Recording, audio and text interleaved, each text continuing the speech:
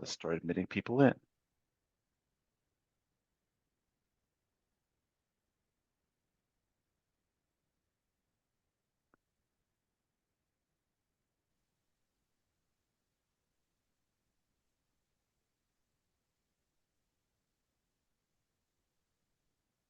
Hey, Randy. Hi, Rick. How are you? Good. Okay, you're good. I'm gonna put you on for questions then. Okay. Perfect. Hey, Randy, how are you? It's John Cianciola as well. Oh, John, how are you? Hey, buddy. We'll see you in a Fantastic, couple buddy. weeks. Great to see you guys. Yeah, we'll I see you in a can't Sounds couple wait. good, weeks. John. Okay, Dr. Hussein, we good? Yes, sir. We're good to go. Okay, I'd like to welcome everyone to the August 20th, 2025 Resnik Grand Rounds. I do have to tell you, this is getting more and more popular. I think we have Hussein, who has not slept in about 2 days. So we actually have 17 cases. Go back one, Hussein. 17 cases today. So first of all, if you don't know Dr. Hussein Tarek is the clinical director for ITX Pros.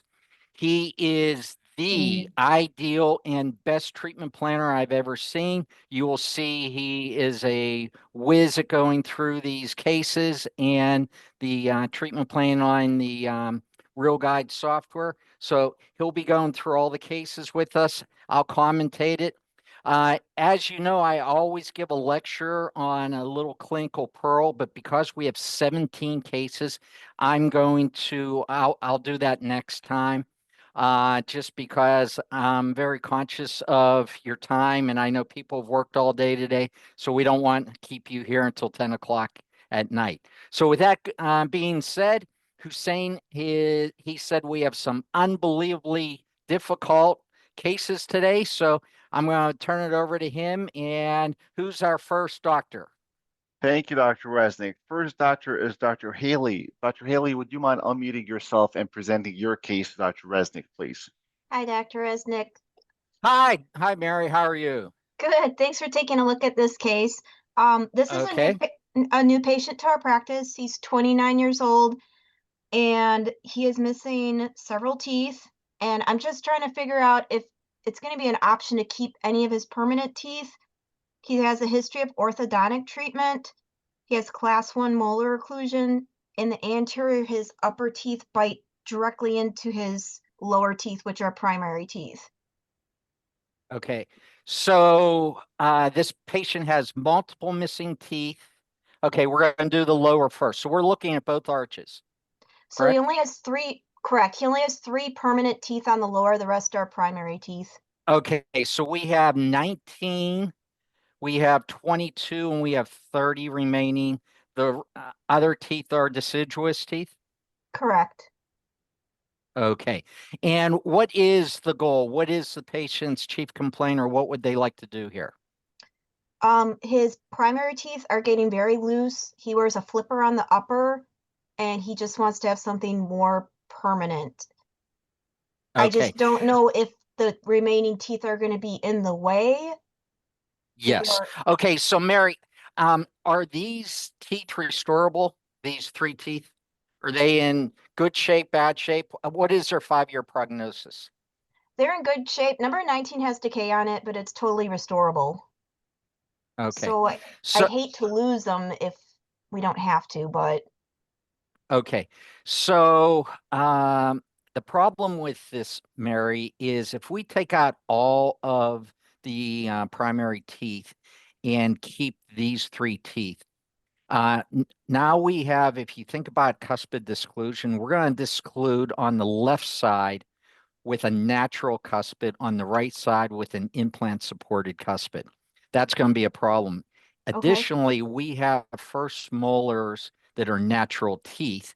So when we do the timed occlusion, it's going to be very, very difficult. So this is one of those cases, Mary, that, and I know you've heard me talk about it before, where you have to give the patient the different options. Basically, there's a dramatic range of options here. One is to keep the teeth.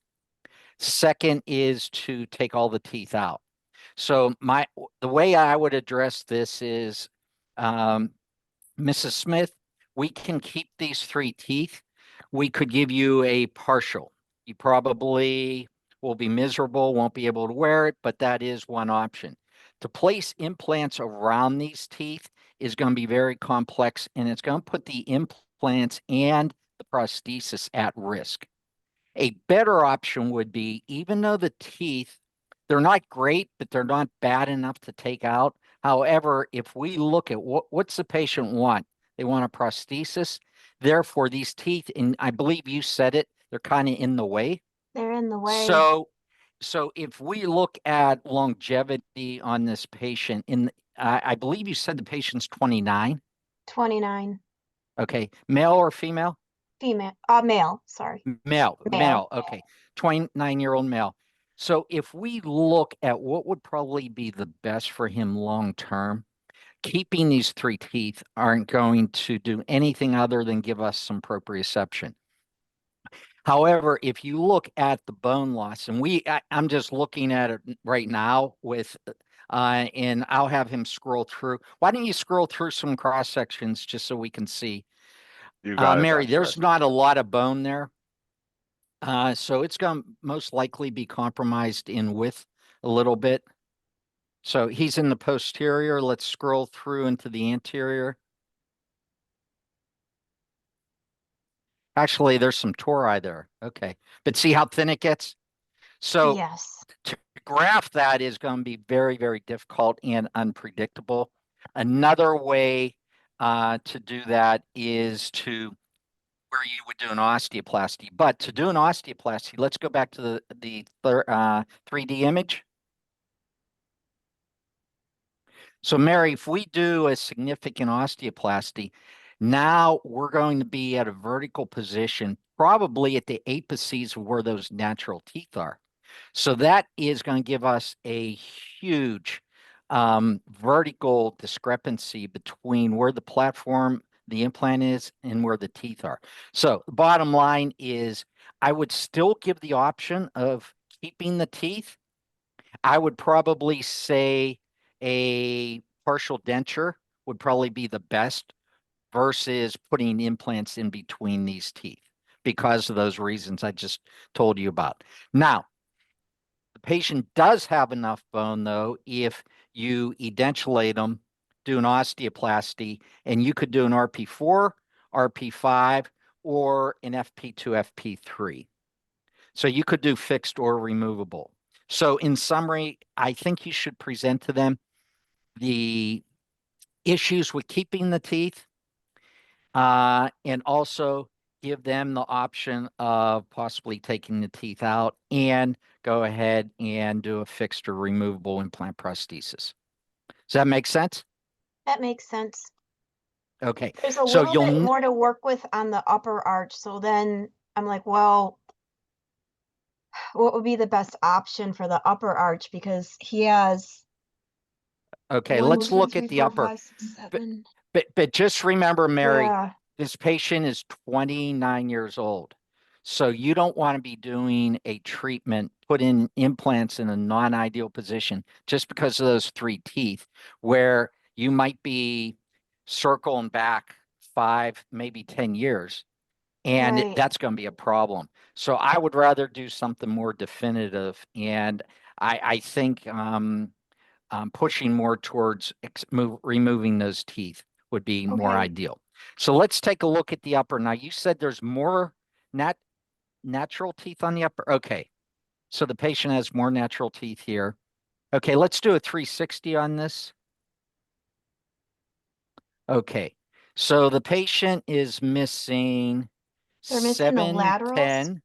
7, 10, and 12, is it? Yes. Let me 12 see. and 13 and 13 is a 4. primary tooth. Okay. Yeah, and 4. And 4 is a primary tooth. So the patient's going to lose 4 and 13, and then they'll have basically 5 missing teeth. Okay. Correct. Does this patient have ectodermal dysplasia? I don't think so. I know his family history. There's other family members have some missing teeth. He said he has more missing teeth than anybody else, but he did not say Yeah. that he had ectodermal Yeah, dysplasia. He's never been diagnosed with it. Okay. Okay. I mean, there's different categories of ectodermal dysplasia. You can be missing one tooth or all the teeth. This to have this many missing teeth, that usually is some type of syndrome. It might not be ectodermal dysplasia, but something similar. So right off the bat, what I don't like about this is the spacing for number 7 and 10. And Right. is there a space between 8 and 9? Yes. Okay. So if you look, and these teeth look to be in better shape. So Yes. at least from that pan. So these are all good teeth. It's just we have possibly an aesthetic issue here. So if you look at Hussein, give me a measurement between 6 and 8 on an axial view. Let's just You see got it, sir. how big our clinical crown's going to be. Mary, as you remember, the lateral incisor is ideally 6 millimeters, so it's 2/3 the size of the central. So it's a millimeter and a half. This one's going to be a little bit more. That's going to be, wow. 9.1. Okay. Okay. Yeah. Does he have a high smile line? Medium. Okay. So one option right off the bat on this would be orthodontic reposition these teeth, even though the patient probably wouldn't do it, but it He is might. it is a viable option to evaluate that. Would say that. Go ahead, Mary. No, I think he would do orthodontics because he's had it in the past. He wants to get fixed the right way. Um, I just don't know functional wise, like how you would restore the upper if you take all the teeth out on the lower. Well, again, it all depends on what you're going to do. Are you going to do an overdenture or a fixed prosthesis? If you're going to do a fixed prosthesis on the lower, it's probably going to be monolithic zirconia. So you will Okay. be putting a lot of force on this. So, I mean, one option right off the bat, Mary, that you might even be able to bypass ortho is I would give them the extremes. Again, conventional prosthetics. You could do conventional prosthetics on this. I mean, there's enough Okay. abutments there that you could do, and that could most likely, you could probably get by with very minimal orthodontics by doing that. And aesthetically, that would be very pleasing. The other option would be, let's go ahead and look at the pan view again on this. Here you So go, if you sir. did Okay. 2 bridges in the anterior, like 2 3-unit bridges, you're gonna have a You bigger, you would, you you the you upper left would could be, you yeah, could, but I would probably splint all 6 together just because you have that diastema in the anterior. okay. I would do a diagnostic wax up on that. But let's look at the other extreme implants, Mary. On the right side, you have that deciduous molar there. You have no bone there. That's going to be an SA4 sinus lift. On the left side, you're going to have to do an SA4 sinus lift. You have a very large mucus retention cyst, a pseudocyst, not a big deal, but it is rather significant there, probably because of that tooth. If we look at, let's look into the anterior. What I don't like is look at number 10 there, Mary. See that bone? See how it dips down? So you're going to have an FP2 there just because of that vertical bone loss. But let's look at a cross section. Right away, sir. Here we go. That's number 10 area, Dr. Okay. Resnick. So Mary, see how that's catcher's mitt? So Yeah. that would be a nice graft to do. You could graft that very easily. Let's look at the other one. Here is number 7, Dr. Resnick. And 7 might not even need a graft. But vertically, the position is going to be a little bit more apical. Remember, we wanted 3 millimeters below the free gingival margin and the adjacent teeth. These are going to be a little bit lower. So Mary, here's what my recommendation would be is I would give all the options, conventional prosthetics, orthodontics, all the way to bilateral sinus grafts, some ridge augmentation, and implants. Implants independent of the teeth that you would restore them. Okay. It, Now, one thing on let's go back. This is a good little pearl. Let's go back to the 3D image. Right away, sir. So, Mary, what works really nice, let's say that you have to do bone grafting on this case. What I usually do, how I provisionalize it is usually with a smile transition, like a snap-on smile. They work great for these. It looks very good. Also, you can evaluate the patient's vertical dimension. It's a little bit easier to reestablish that vertical dimension because obviously you're going to have to do that because of the lower arch. Okay. So you know what I mean by that? Smile transition? yes, I Yeah, they just look made really. one Oh, you did? They for patients another love them. patient. And Well, it would keep all the pressure off of your bone grafts. if you were to do a 6-unit bridge in the anterior, if the patient decides to do that, how would you restore the upper left? Because there's going to be a space there. Would you do an implant there, or how would you restore the Yeah, posterior? you know what I would probably do on that? Let's see. Well, here's what you could do, Mary, is you could go from 6 to 14. You could do that also. Oh, wait, we have the same problem on the other side. Because the other side there's Yeah, an extra tooth, so yeah. I mean, you could do a roundhouse on it. That would be one option. That would probably look the best anyway, to do a roundhouse on it. Remember, on the maxilla, no problem doing a roundhouse. We don't have flexure, so you can do that. But again, I don't know if that's going to be actual possible because the more I look at that number 10 space, that's going to be really hard aesthetically to yes, get by. So I think there is going to be an orthodontic component to this.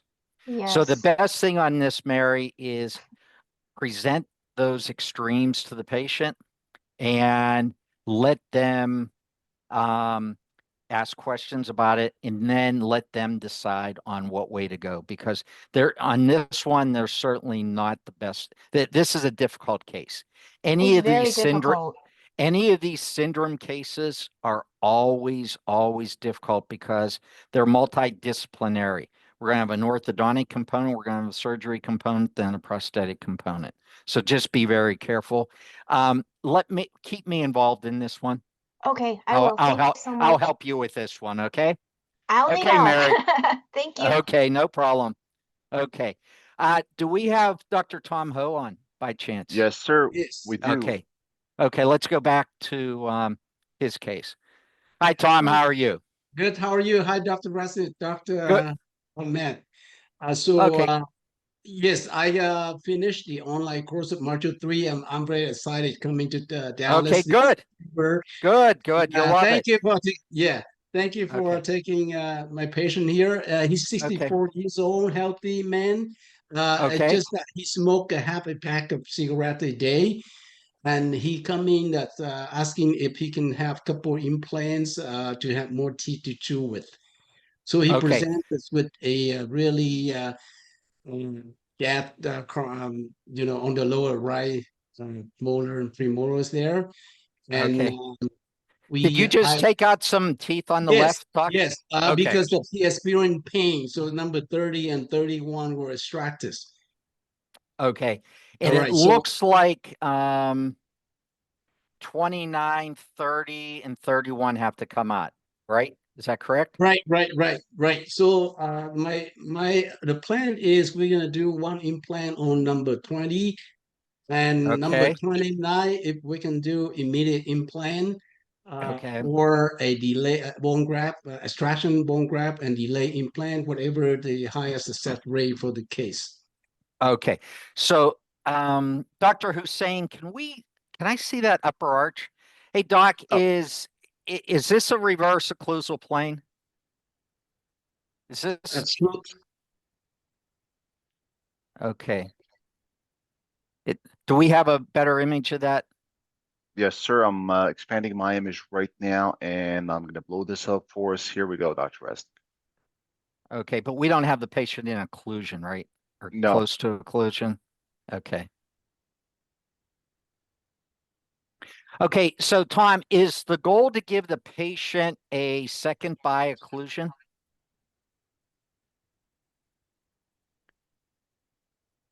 Tom? yes, yes. Okay, I'm not so sure if you're. can you hear me?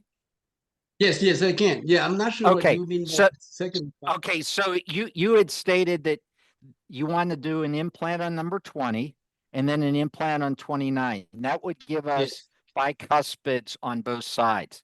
yes, yes. So you weren't planning on restoring the patient's posterior on the upper arch, or some of those teeth coming out, because it looks like possibly number 2 needs to come out, and it looks like, is that 6 there, Yes, Hussein? Oh, sir. It's number number six. 6. Yeah, number six was restored with the crown, with porcelain core and the crown.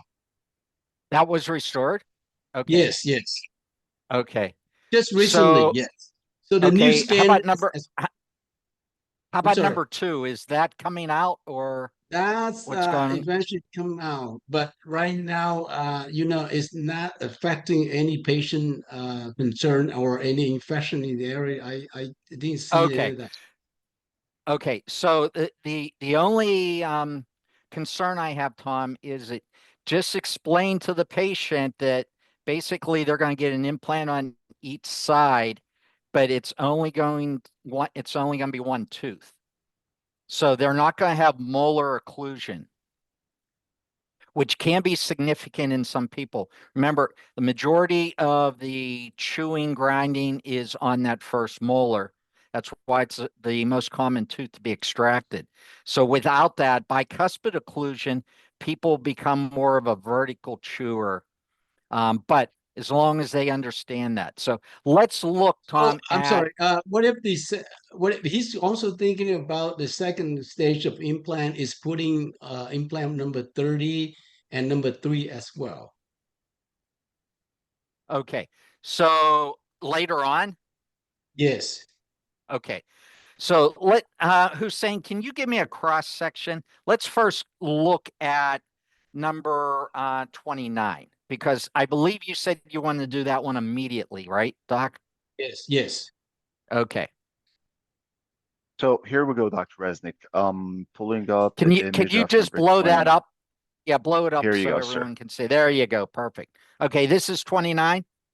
Yes, sir. Okay, you don't need to show me anymore. Okay, Tom, this is not an immediate case. The reason is you have significant periapical pathology. Show him where the mental canal is. Yeah, So I you can have the see. foramen, which is the opening. Yeah, go back, go back, go back. Okay, show him the canal. Okay, go back. Here we Okay, go, go back. sir. Let me superimpose the implant that I just planned over here, Dr. Resnick, just for the planning Okay. purposes. I agree with you 100%. I do not think that this is going to work for it, but here we go. Is this Okay, better, right, Dr. right Resnick? there. Hold it right there. Hold it. Okay, Perfect. don't touch it. Okay, there you go. So, where Dr. Hussein put that is that would be a possibility. But Doc, when you take out that tooth, can you just highlight that pathology for Right, us, right away, sir. Hussein? So, the problem with this, Tom, is when you place an immediate implant, that bone has to be in good condition all the way around that where that implant is. And usually we have to go 2 to 4 millimeters apical. The problem with that is that is most likely a chronic infection. So the pH of that bone where he just put that arrow is probably a lot more acidic. You need the pH to be about 7.2. That's probably about 6. Therefore, this would be a very, very bad candidate for an immediate implant. The second issue you have, Tom, is when you take this tooth out, you're going to lose the buccal plate and you're going to have all that pathology there. So you have to be very, very careful that you don't end up being too aggressive where you would go into the actual mental canal or the mental foramen, which can happen very easily. That bone can break off and go right in and cause a nerve impairment. Right. So Right. here's, That's a big concern, man. yeah. So here's what, you didn't take module 1, Doc? No, I didn't. Okay, so I'm going to give you, and you can ask Dr. Robinette, one of our faculty is on, and you can ask him these questions while we go over the other cases. But what I want you to do in this case is Rick will tell you how to remove all this pathology. And then instead of doing a bone graft, what you're going to do is put a piece of collagen, a collagen plug with antibiotics on and let it Okay. heal. Great. You don't want a bone graft over this because as I said, the pH is already compromised and that would not be a good idea. So this is going to be a Collagen plug. delay. Yeah. And Yeah, collagen plug. just in the questions, just go ahead and ask Dr. Robinette and he'll give you the whole recipe on that. Okay. Okay. Great. So Yes. this is going to be delayed. So phase 1 is going to be take it out, let it Yeah. heal. You're going to take a scan in 2 to 3 months. Yeah. And Oh, if there is sufficient bone where Dr. Hussein That's has that Dr. Resnik. implant, then you can go ahead and place the implant. If not, you might have to do a little bit of bone grafting, but we won't know that until after that is healed completely. Okay. Great. So Thanks. let's go to the other side. Now, you also yeah. said you want to do number 20. Yes. Okay, now number 20 looks a lot better. Is that that's an 4x3x8? Yes, sir. That's a 4-3-8. Okay, so Tom, this one is a pretty good one. The only thing is I would do this guided. You don't have to do it fully guided, but at least a pilot guide because you don't have Okay. much margin of error there. You do have a high nerve. So this is more of a type 1 nerve, which you'll learn about. So you have to be just rather careful on this one. So I definitely would do that guided. So Yes. in summary, Tom, here's what I want you to do. Always give the patient all the viable options. Give the patient one option is a conventional partial denture. 2 is these 2 implants. 3 would be more place an implant in number 30 and possibly in number 19 and give them a molar occlusion. Okay. The We number got it? 30 on the left side is it's really it has the not much of bone left on the both, Exactly. You're probably gonna have yeah. to do a bone graft on it. even Yes. top and upper and lower as well. And number 3 is going to need a sinus lift. Okay. Yeah. So But the length of that's number down 30. that's down the road. Right here, you don't have enough bone. So if you have less than 5 millimeters, you're going to learn this at module 3. Because it's less than 3 millimeters, you're going to have to do a lateral wall. Also, show them the intraosseous anastomosis there, Hussein. Right. See it right there? Right there. Oh, See, let me. that radiolucency, that's called the intraosseous anastomosis. So that's a blood vessel that you have to be careful of. So you'll learn all about that in a couple weeks. Okay, Tom? Yes, just the length of the implant on number 20 is that you use 8.5, Dr. Ahmed? Yes, sir. It's Yeah, a you could. 4-3-8-5. 8.5, the length. Okay. Thank you. Okay, Tom. Okay, see you in a month. Yeah, see you. Okay, who do we have next? Dr. Berna, Dr. Michael Berna is next, Dr. Resnik. Dr. Berna, would you mind unmuting yourself and presenting any relevant medical history that would impact the treatment plan and the proposed treatment plan, sir? Sure thing. Can you hear me? Hi, Loud and clear, Michael. How Doc. are you? Doing well. Doc, I usually bring you nice, simple ones. And of course, the complicated one I bring you is my own mother. So sticking with tradition. Did you say this is your mother? Yes, my dad actually placed an implant on her about maybe 30 years ago. Did an implant to tooth bridge and well, Okay. the tooth broke. I could keep the tooth. I could take it out. I don't want to take the implant out, but I'm open-minded. But there is an Okay, so let's yeah. let's see what we have here. So Yeah. you have an implant that's been in 30 years. So, Yes. okay. So Michael, the worst thing that you would ever want to even think of doing is taking that implant out. Right. Okay. That's integrated. You'd have to cut the whole thing out. You don't want to do that, nor should you. Mhm. So let me just get my bearings here. We have 28, 29 looks fractured or Yes. decayed or, okay, the Correct. clinical crown. And you want to restore this area. Okay. Yes. So, Michael, is 29, is that non-restorable? It's definitely restorable because I mean it would take work, I would have to crown lengthen and go through it. I think the real question is I'm not going to be able to close that space, so I was just Yeah, curious yeah, if you you had will. any creative Yeah, solutions. Yeah. yeah. So here's what I would do. Mhm. I would say I would keep 29, long Mhm. root, right on the nerve. You're not gonna have much implant bone there for an implant anyway. Mhm. So I would keep 29. And Mhm. what you do, Michael, when you restore it is you over contour the distal marginal ridge just slightly. Mhm. And then Hussein, let's see if we have bone in 31. Yes, sir. I got an idea for you. This will be easy. Let's see. So we've got the bone thickness over here, Dr. Resnick, being exactly 7.6 millimeter in width, and away from the mandibular canal, we've got approximately, sir, I'm being a little bit shallow with my measurement, 9 millimeters Yeah. of vertical Yeah, height. that do you Short. have an implant in there? Did I you did a try trick. one? I, yes, sir. I did a trick with this one where I angulated the implant a little bit to stay clear away from the mandibular canal, leaving 2 millimeters at this area over here, Dr. Resnick. Right now, this Okay. is a 4.3 by 8 millimeter long implant, sir. Mhm. Okay. And you could actually even tweak that even a little bit more. You're 3.3. So Michael, here's my thought on this. You could put an implant in 31. Mhm.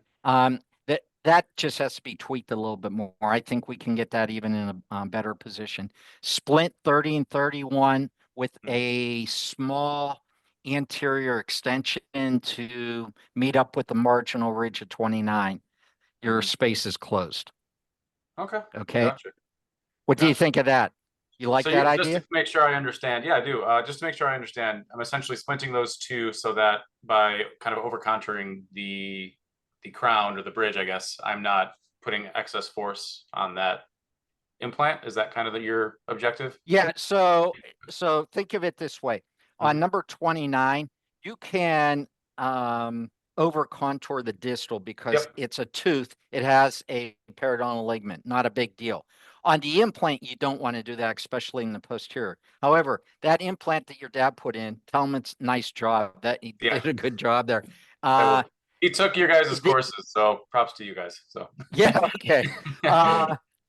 The if you just have that one implant and over contour it, possibly you could overstress it. So Mhm. if you put the second implant in, you split them together. What type of implant system do you use? At the moment, because of where I'm working, I'm using BioHorizons mostly. When I'm doing a startup right now, I'll transition to what Glidewell. Okay. But, yeah. Okay. So Michael, I believe Dr. Hussein, BioHorizon says a 7, don't they? Yes, they do, sir. Okay. I bet you he can get a 7, a 5x7 in there. Yeah. No problem. So Okay. let Hussein play around with this, Mhm. and we'll get in a position. You'll do it at least a pilot guide on it, Michael, but Yes, sir. it will be fine. And then you splint those two implants together, a little bit of an anterior extension, and you'll close that space, no problem. Beautiful. I wouldn't have thought of that. Glad I asked. Okay. Thank you. Okay, Michael, you take care. You as well. Okay. Okay. Perfect. Only 14 left. Let's go. Dr. Gandarpi, doctor, would you mind unmuting yourself, presenting your case, any relevant medical history that would impact the treatment plan and the proposed procedure, please? Hi, Doc. How are Sure. you? Hi, how are you, doc? Good, good. Thank you for Okay, letting me present my case. Oh, no problem. Let's do it. So tell me about your patient. What are we looking at? I had two submitted. I'm not sure which one is pulled up or which one we're So- discussing Okay. first. We've got the posterior case right now, Dr. Darby, the one with the free NSAID Kennedy class 1. And I'm loading it right now to present it to you and to Dr. Resnik. Here we go. Oh, yeah. This is a 53-year-old female patient. She came in with 31 decade and we extracted 31. She just wanted a single implant in the place of 31, but I'm just looking to give her a more comprehensive treatment plan, looking at the condition of all of the other teeth and things. So, Okay, so right off the bat, Doc, let's do a 360. So, Doc, look at the discrepancy between the anterior segment and the posterior. uh-huh. So there's such a significant vertical defect here Yes, that I agree. putting implants, I believe you said 30, she wanted an implant?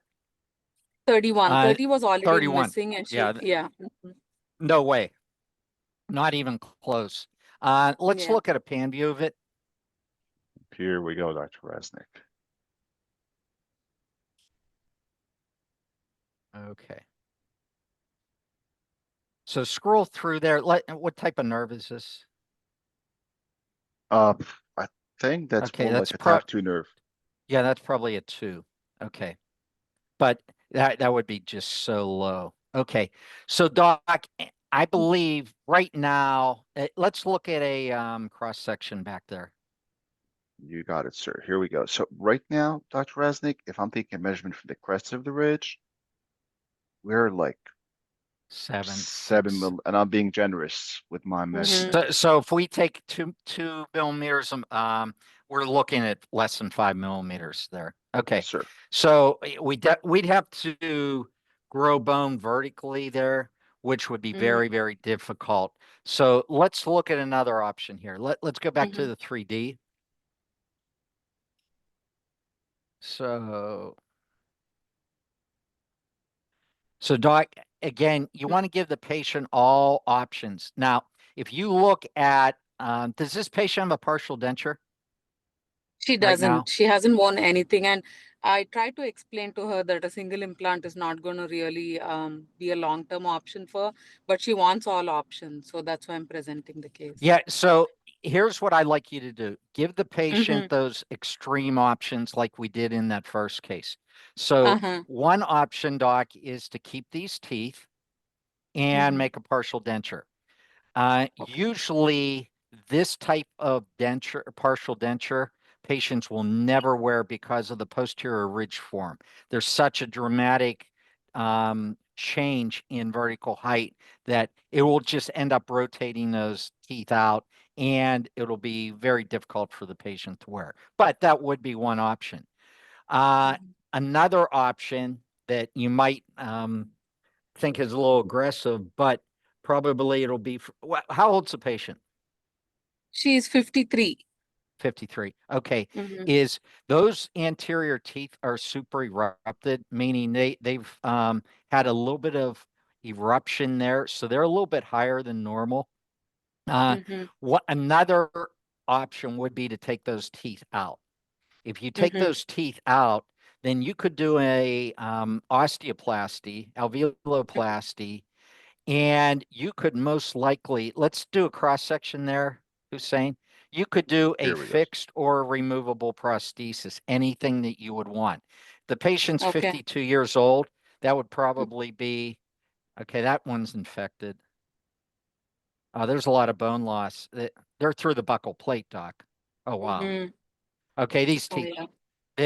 So if you've ever heard me talk about, we look at teeth with a 5-year prognosis.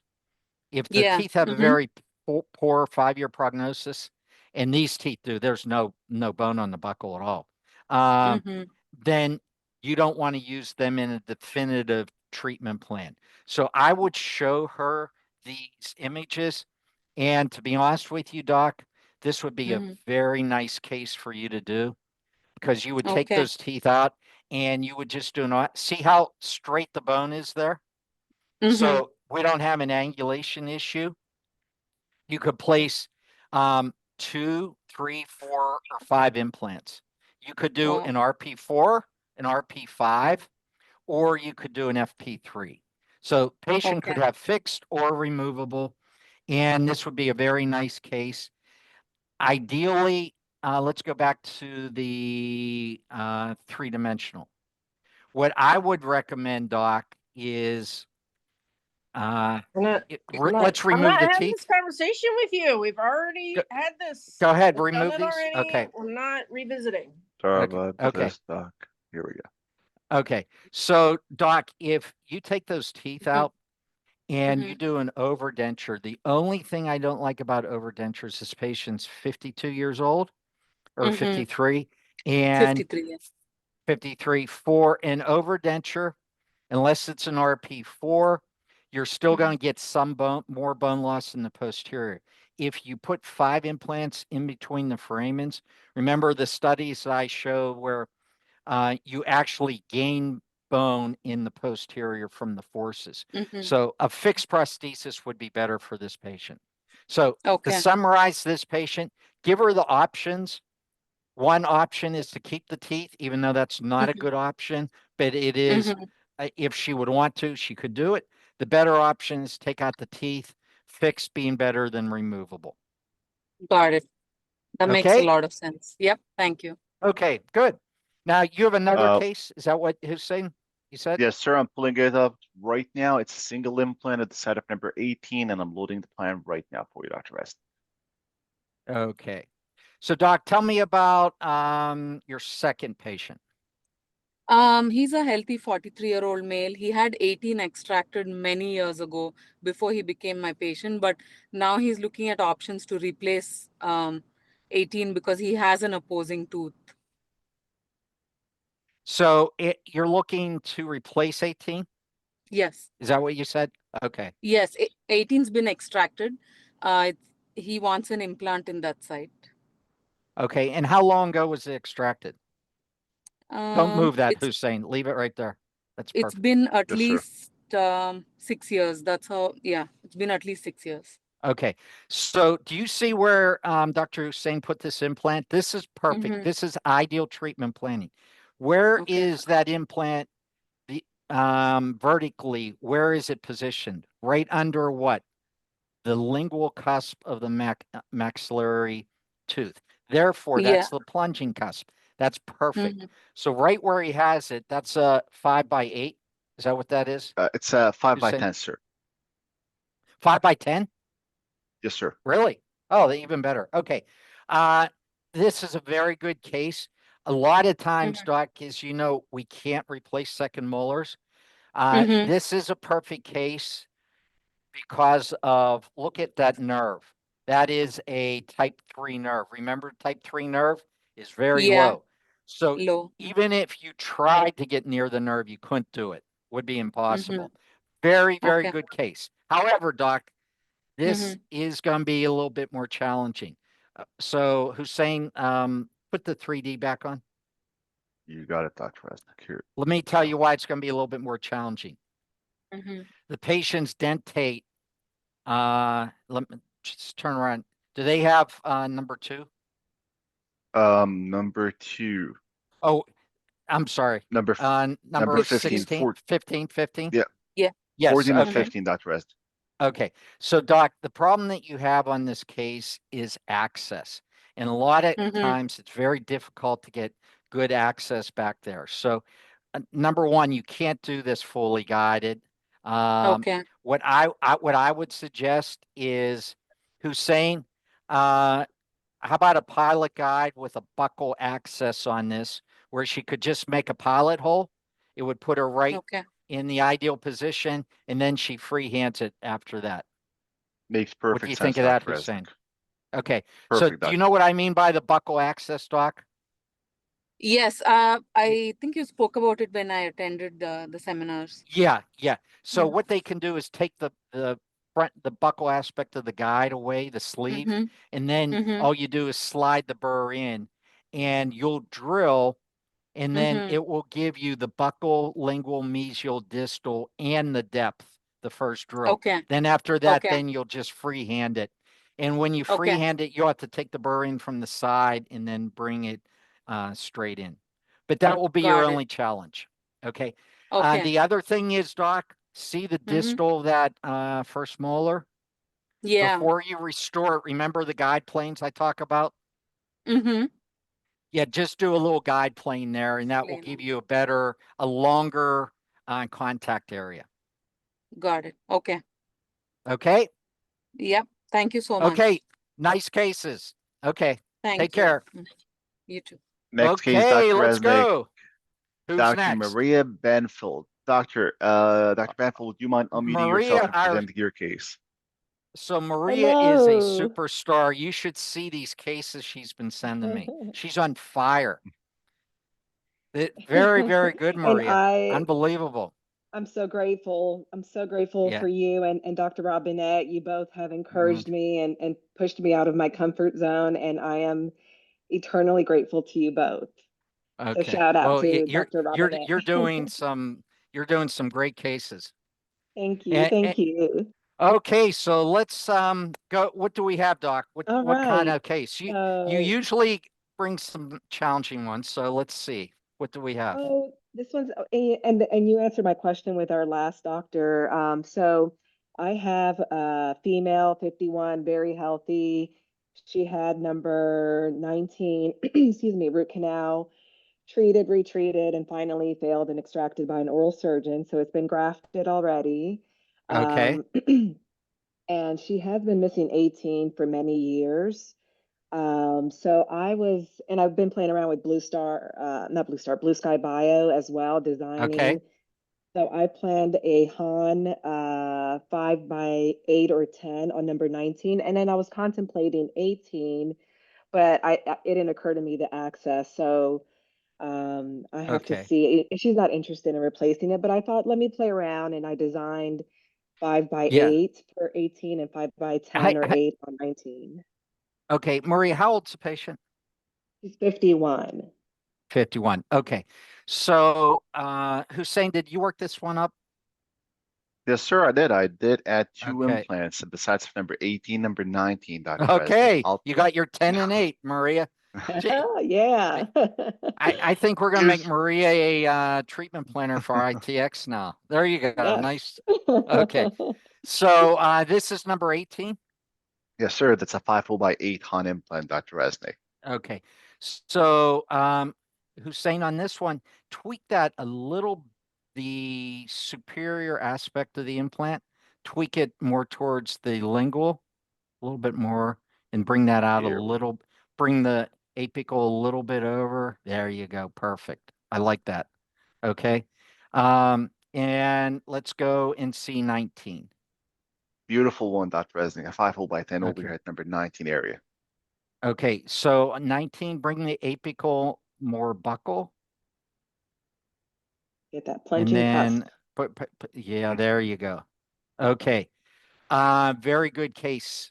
Plenty of room. You're away from the nerve, Maria. Do you like those pilot guides that you've been using? Honestly, I just position it and No, ITX the last case that I saw yours, didn't you use a pilot guide? I did, but because I know you want me to get comfortable freehanding, so I just kind of used it as a guide, and then I just Yes, yeah, did the exactly. So initial, and then that was it. yeah, so the pilot guide, just for everyone on the call, why I like that is it just gives you that initial drill and then you freehand it. So it makes your initial osteotomy so that you're in the perfect position, but then you develop the skills of freehand. And isn't it easy, Maria? It's It simple, is, right? and I'm so grateful that you have encouraged me because otherwise I would do fully guided and Yeah. not get out of my You don't want comfort to do zone. So first thank of all, you. you could never do fully guided on a case like this. Also, the only thing is the buckle access on this one, Maria, would be beneficial. So make sure when they design that, have them send it to me. Make sure I see this, because the buckle access would be very easy for you. Okay. But you treatment planted Amazing. perfect. Good. 2 Yay, thank implants. you. Now, the only thing I would say is, Hussein, let's go back to the Panorex. Right away, Dr. Resnick. Here we go, Doc. So the only thing I would say is, Maria, do you see the vertical discrepancy there a little bit? Yes. Okay, so your crown implant ratio is a little bit higher. I Yeah. would make sure that those opposing cusps, put that in your treatment plan. Tell the patient that you're going to have to adjust those when you Okay. prosthetically rehabilitate the patient. That way the patient knows that you have to do that. Number two, I would splint these with a narrow occlusal table. The reason is this is the crown implant ratio is 1:1. And you don't want Yes. force factor issues. So I would splint them too. Absolutely. I will. That was my plan. That's why I wanted to do the two. Yes. Two's always better than the mistake a lot of people make is they'll only put one implant in a case like this. Then you get super eruption. Not only do you get super eruption of the second molar, you'll get it of the distal part of the first molar, and it will be problematic. So always try to do two implants. It's always more beneficial for the patient. Okay. That sounds amazing. Thank you so much. I look forward to seeing you in Okay. September. Okay, good. Take care. Take care. Okay. Next one, Okay. Dr. Resnick. Who's Dr. having Nihal fun? Let's Gupta, sir. go. Hi, Dr. Resnik. How are you? Hi, Dr. Gupta. How are you? I'm doing very good, doctor, and I'm very excited to present this case. This could be my first implant case. I've been trying. Okay, good. Good. So So, this is tell me about your patient. yes, 74-year-old male with past medical history of diabetes and hypertension. Diabetes is controlled through oral medicines. His last HbA1c, which was a couple of months ago, is 6.5. I extracted this tooth just before module 1 in March this year. Number 5, failed endo. It was an emergency extraction where endo referred him to me because of a fracture, and he had buccal abscess. The only problem we had I used a mix of xenograft and allograft at that time, but we had early incision line opening. 1 week suture opened up, and then 10 days later, the patient lost his membrane. Okay, that's all right. Okay. So here, this is the scan. It is the latest scan, just taken 2 weeks ago. Okay, so let's look at a cross section of this. So what we're looking at, Doc, is just replacing this number 5. Is that correct? Yes. Yes. Okay. So let's scroll through there. We have plenty of width, and you're going to plenty of height too. Okay. Did you plan an implant, Dr. Hussein? Yes, sir. I did plan for a Okay. 3.5 by 11 5 Okay. long implant, Dr. Resnick. Okay, perfect. So, Doc, do you see where he has that? There's plenty of bone on the buckle, which I Yes, doc. like. Now, the only thing is, how much xenograft did you use on this? Did you say you used xeno and allo? Yes. Okay. What, 50-50? Kind of 70-30. 30 of xeno and 70% of allo. Okay, that's all right. That's why you see some of the, Mhm. usually xenograph is more radiopaque, so you'll Okay. see that. In some of those areas, when you go back in, it's going to be very soft. So Okay. do you remember the D4 protocol? Yes. So so we're going to under Mustard prep injection. this. Yeah. So this is going to be a D3 or a D4 protocol, depending on once you start to prepare the site. What I like about this, Doc, this is your first case, and you stayed awake and lecture because what's the ideal first case? Upper bicuspid, right? Yes, doc. So this is a perfect case, very simple and easy for you. If you want, you can do a pilot guide on it, which will make it a little bit easier, or you could do this freehand. The only, you have plenty of height, plenty of width. There's no vital structures to worry about. You'll be able to look right up in there. Perfect case for this patient. So for your first case. So with that being said, the only issue is she gonna have enough room for a sleeve there? Oh, yes, sir. Fully guided She sleeve is will. going to fit. Yeah. Okay. Okay. Work this one up, Dr. Hussein. Let me look at it when it's all done. And I would do it just for a pilot, though, not You got fully it, sir. guided on this. Doc, what about the flap design since we have implant on number 4? So I was just, Yeah. and then So this is going to be a little peekaboo. When are you doing this case, Doc? I have patient schedule on September 3rd.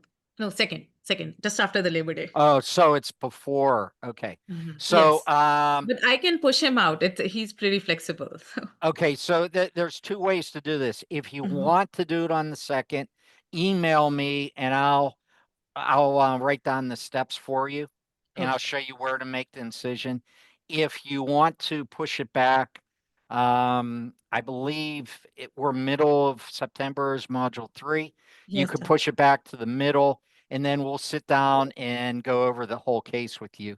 If you All have right, Doc. if you have an impression, if you could bring a study cast, we can Mhm. actually show you where to make the incision and everything. But just so if someone else is wondering where to do it, you're going to make a little peekaboo, little envelope incision, slightly lingual to the crest of the ridge, and you're not going to expose the papilla on each side. It'll be a small little envelope flap. All right, Doc. Okay, but we'll go through it with you for All right. if you. I think I do have his cast, and let me see if I can push him out so we can practice Yeah. together. That would be great. If not, just email me and we'll Sure. go over that for you. Sure, Okay. Doc. All right. Okay. Good case. I like it. Thank you, Doc. Okay. Okay. Let's go. Next case. Who do Dr. we have? Ona Cornu is the next case, Dr. Resnick. Dr. Cornu, would you mind unmuting yourself? And I think you're on. Go ahead, doctor. Please present your case to Dr. Resnick. Hello, Hi, Dr. Doc. How are Resnik. you? Good. Hello, How are Dr. you? Hussein. Thank you Happy to so talk. much for Okay. addressing this patient. She is Okay. No problem. Go for it. 64-year-old female, and I did extractions of teeth number 5 and 9 6 years ago, and she has been wearing a partial and since then, and she wants extraction, but she has a very heavy medical history, and Okay. so she has Including what? so she is on thyroid hormone replacement therapy. She has Okay. Crest syndrome, which is a subdivision of scleroderma, Okay. and she's on antidepressants also. Okay. And Do you know which antidepressants she's on? actually, I do. If you give me 1 second, I can tell you immediately. It is Zoloft. Zoloft? Okay. Yes. Okay. Okay. So from that medical history, what I would recommend on this, and you said scleroderma. She has the sub type of scleroderma. Yep. It's Is that what you said? Crest. Yes, Crest syndrome. It's a Crescent. subdivision. And from what I read, it's a characteristic of calcium salt deposits in the connective tissue. In general, Okay. yeah. And That- it has another thing, the appearance of telangiectasis, which Okay. actually I can see at the gingival level. So I had Okay. 2 areas in her mouth that it took me months to control the bleeding in those areas, but I Okay. managed. So the good news is this is going to be very non-invasive surgery here. So you're looking at 2 areas. I would get a medical clearance, use my form definitely for that, because a lot of patients are on scleroderma or have scleroderma type of disorders will be on possibly biologics. She's So not. she's She's not not. on a biologic? No. Okay. Oh, okay. Well, that's good. However, Zoloft, remember that's an SSRI, Yeah. and SSRIs, it's rather significant increase in bone loss and implant loss. So just to cover yourself, I would still get a clearance. It's a relative contraindication, so she will be able to have it done. However, when you have patients, especially if they're on multiple antidepressants, you have to be careful because make sure they have very well informed consent, that they know exactly what you're doing. So give them all the options, make sure that you give them the informed consent, not the day of the surgery, do it weeks before, and make sure there's no questions so she understands exactly what is being done. With that being said, did you, Dr. Hussein, did you work this up? Did you put a couple Yes, implants in? sir. I did plan for 2 Okay. implants at the sites of So number Doc, let's 5. see what he did here. Yeah. So Okay. for 5, And if doctor, you would be so kind to explain to me why there is that bone density appearing in both sides. Is it due to this scleroderma subdivision? So it's grafted, and I did use an allograft, and in both sides I have these radio opacities. Yeah, And what type of allograft did you use? I used a mix of cancellous cortical, 50-50. 50-50. Do you Yeah, remember what brand? osteogenics. Okay. Okay. Hussein, could you just move that implant to the side? oh, Just here. so I can see that. Okay. Okay. Doc, that just looks, when did you graft this? How long ago? 6 years ago. 6 years ago? Yes, yes. Okay. That's just sclerotic bone. So I Okay, wouldn't worry about that. So okay, it's most likely due to something with her medical history. But okay, the only problem that you have with that is that you can overheat the bone. However, it's in the maxilla. I doubt that's going to happen. And also, where he put the implant back in, Here you go, where Dr. he Resnick. put the implant is you're going to drill that bone out. So that bone is not going to be at the implant interface. Sclerotic bone is usually avascular, so you don't have a good blood supply, but you're going to be getting rid of that, not a problem. okay. With that being said, Doc, this is have you done a lot of implants? Yeah, Okay. yes. So this is a perfect. So if anyone's on the call that has never done an implant, again, this is an ideal one.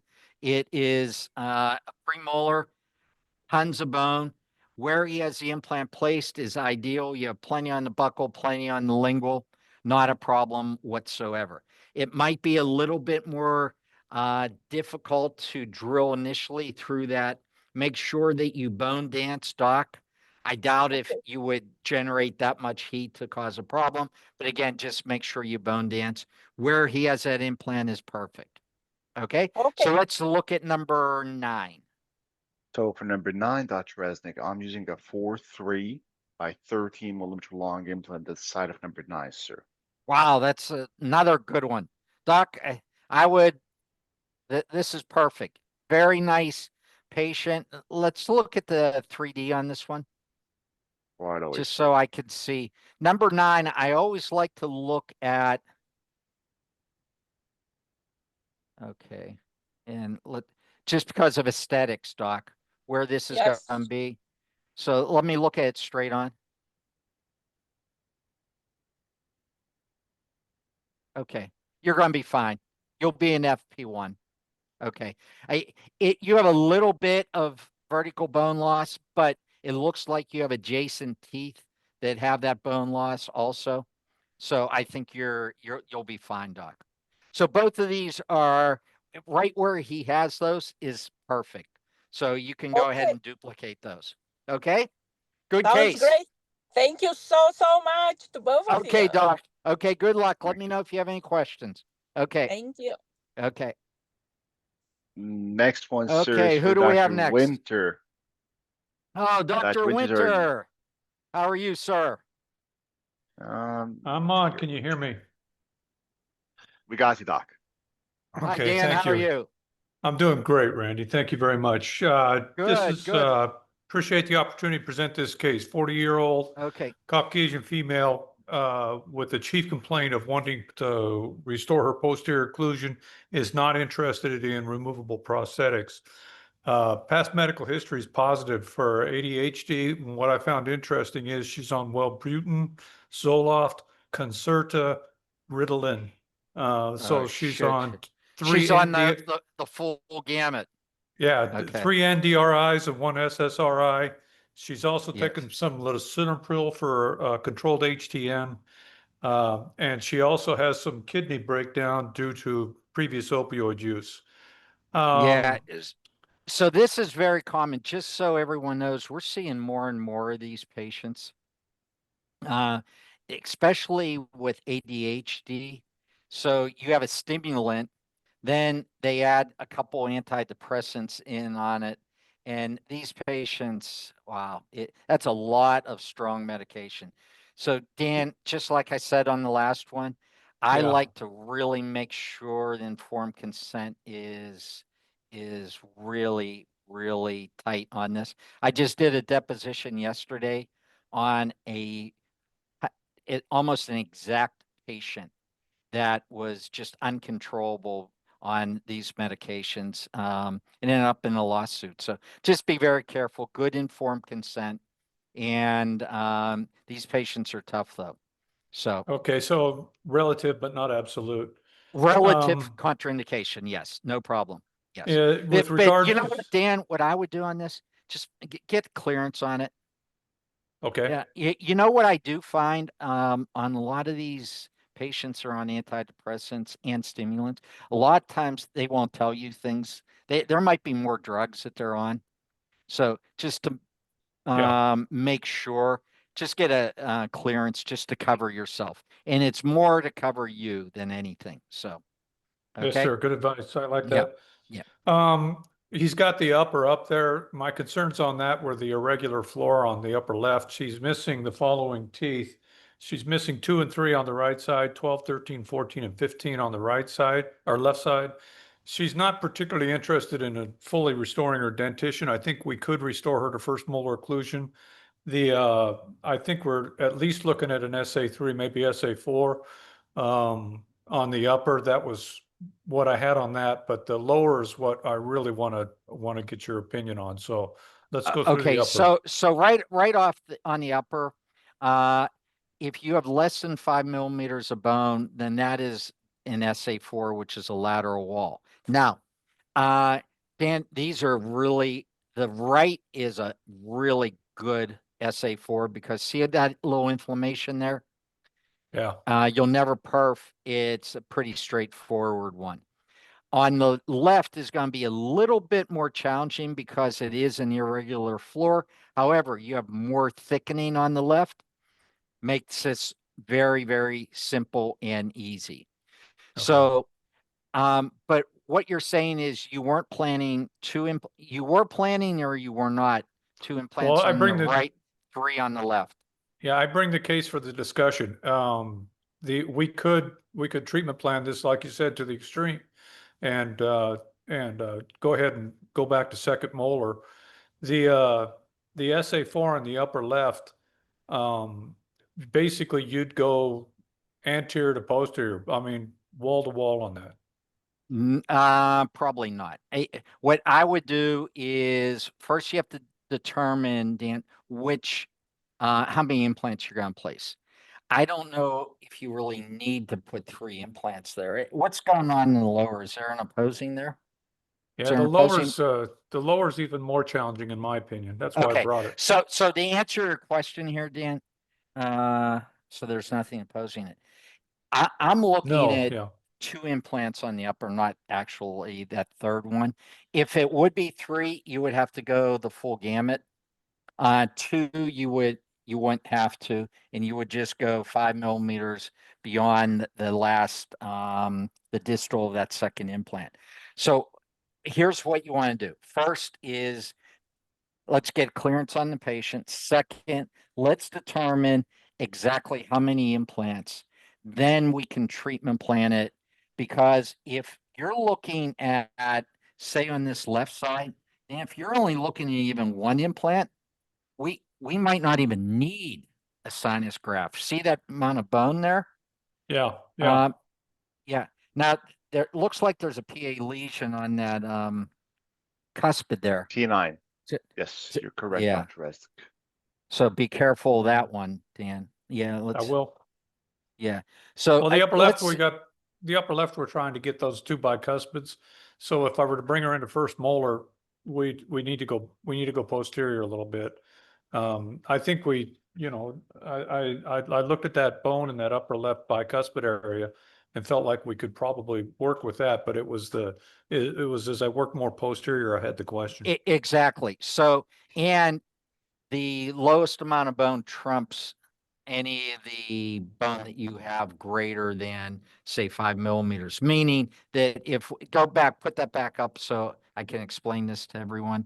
So if we look at the Panorex, how about your measurements? Oh, where'd they go? Here we go, Dr. Resnick. Yeah, they went, here we go. Okay.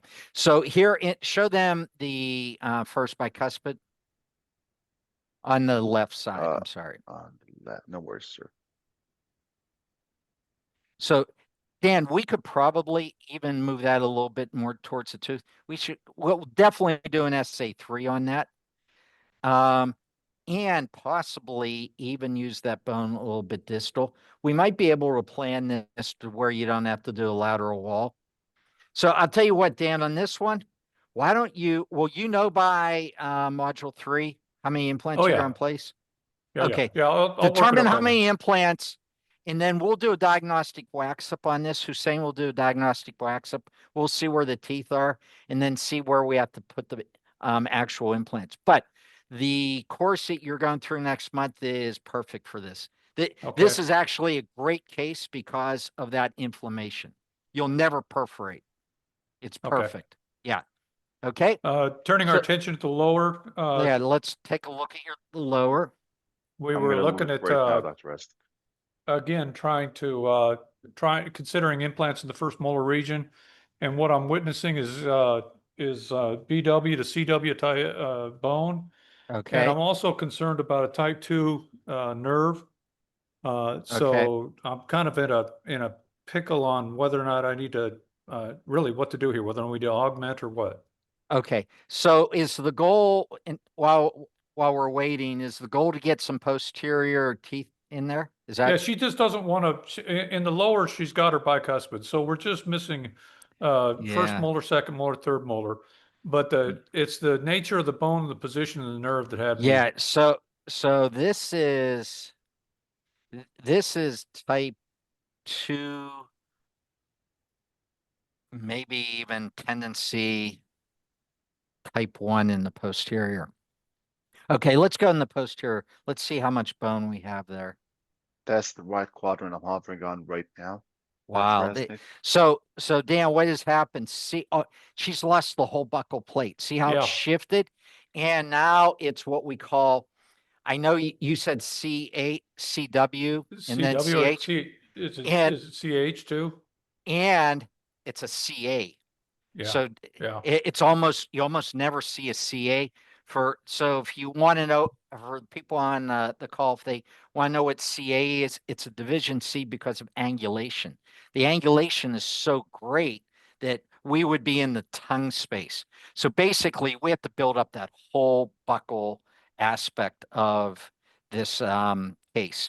So this is a rather significant bone graft here. Let's go back and look at that Panorex again. So what would be the goal here, Dan? Just getting one first molar? Or I think, Randy, not to interrupt you. I think if we brought her to first molar occlusion, she'd be happy. Okay. So I'll tell you what, since we're going to look at this at module 3, just because of time purposes, let's, why don't you and I sit down and go over this one?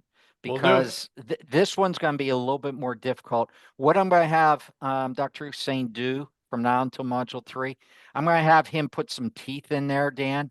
So we'll know where the molar, I'll have him put 2 molars on each side. So we'll know where the teeth are. That will dictate how much bone grafting we have to do and how difficult that'll be. Okay. Sounds good. Okay. So we'll do that at module 3. Okay. And Hussein, can you make a note to have them, Right away, Dr. Rice. yeah, put 2 molars in and occlude them with the maxilla so they're in the ideal position.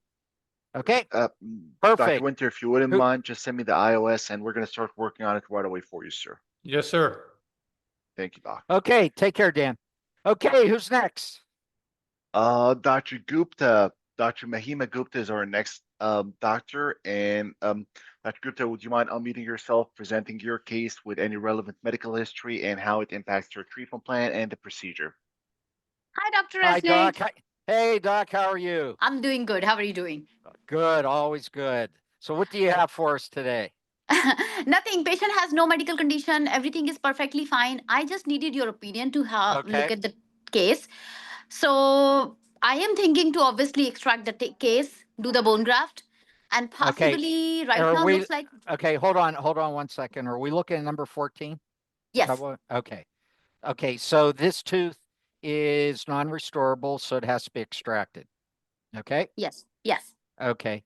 And you're questioning immediate placement versus No. Okay. No. So No, I'm not delay. trying to do immediate placement. I was Okay. thinking like even if I do the bone grafting, I might not have enough to place a good size implant for the height wise. You know, Doc, this is a perfect case, and everyone listen to this.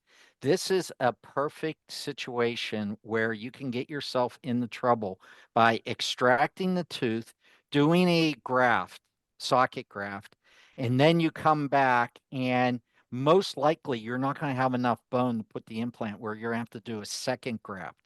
And you remember, I always say, and I'll say it next month 1,000 times, preliminary graft in the posterior maxilla, because most of the time you have to do a secondary graft. You don't want the patient thinking that you already grafted it didn't work, so you have to do a second one. So, and this way they pay you for it instead of you paying them.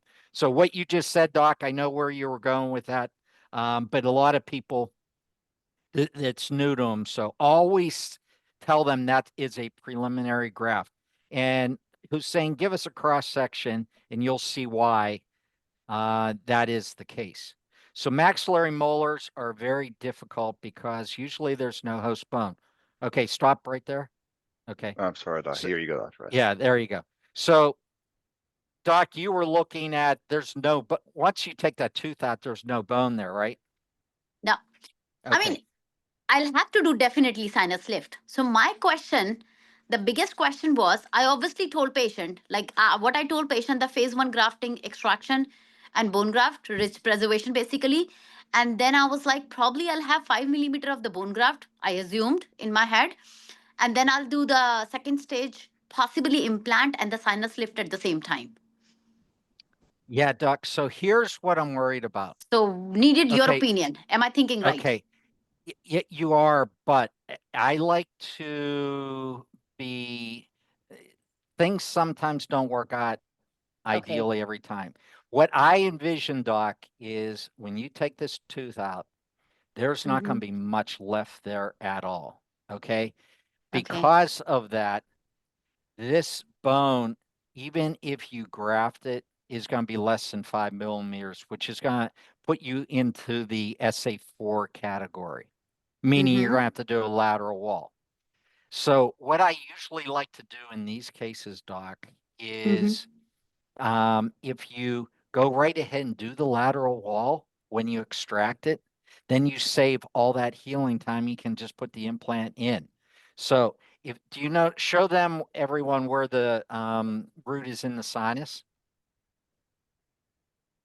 So Here we go, Doctor. if you take this tooth out, it's most likely gonna open up that sinus there, and you're gonna have a high incidence of a possible infection and or your bone graft not working.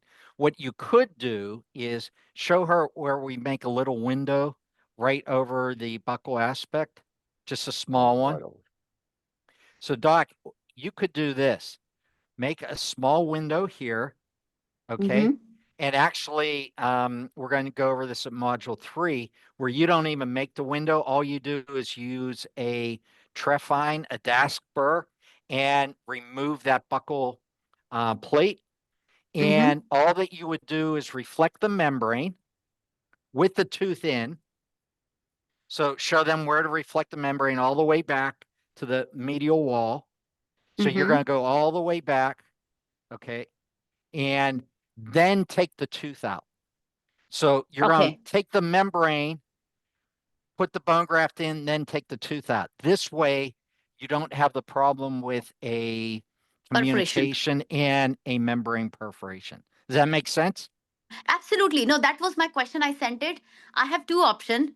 I do the window along with the bone graft and do the implant later, or I do the preliminary graft now and do the implant and lateral window together. So that's what I was Yes, confused between these 2 points. exactly. But your second option, there's a high chance, Doc, that you won't be able to put the implant in because I don't think you're going to have a lot of host bone. So I would Okay. go 100% do your first option. You're going to pull the membrane out of the way, take the tooth out. No, it will be easy, simple. And the where people go wrong with these single tooth lateral walls is they try to make a window. The window's too small and you don't have access. So you use the dask burr, and it's so simple. It'll take 2 minutes to do this. Very easy. And you'll never perforate it because you do have some, is it, can you change the contrast? Is there inflammation Right. there? It looks like there's inflammation to me. Go the other Yeah, way. it does You, look like something. Yeah, oh yeah, you got inflammation. Oh, good case. Yeah, Okay. Doc, you can do this one with your eyes closed. No problem. Yeah, do SA4 Okay. extraction. Always extract last. Where people Okay. go wrong is they extract it first, then they perforate it. Now you have a perforated membrane. So do that second. Lift the Okay. membrane out of the way. Yeah. Okay. Okay. Perfect. Thank you so Okay. much. Okay. Let's go. We have a couple more, Hussein, I think. so next we've got Dr. Evelyn Poco, but I don't think Dr. Evelyn is connected with you, Dr. Resnik. Okay. So why don't we go to the next one if she comes back on? I'm here. Doctor, Oh, you're here? you're here? Okay. Oh, perfect.